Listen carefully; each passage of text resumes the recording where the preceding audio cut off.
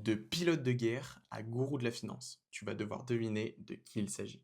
Tu connais sûrement son livre Père riche, Père pauvre, mais sais-tu comment il est devenu un emblème de la liberté financière? Tout commence à Hawaï, où il grandit dans une famille modeste. Son père pauvre, c'est son vrai père.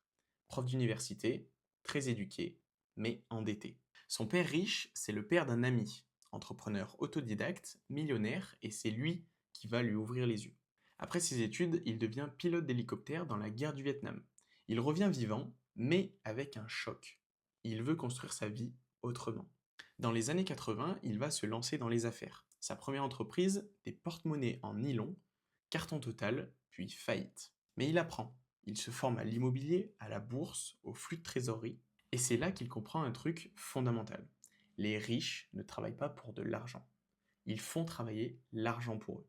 En 1997, il sort son livre devenu culte, Rich Dad, Poor Dad, un best-seller mondial traduit en plus de 50 langues. Depuis, il enseigne partout que l'école ne t'apprend pas à devenir riche. Il parle de liberté financière, d'indépendance, d'investissement et surtout d'un état d'esprit que personne ne t'explique quand tu es jeune. Critiqué par certains, adulé par d'autres, il a marqué des millions de vies. Alors, as-tu deviné de qui il s'agissait?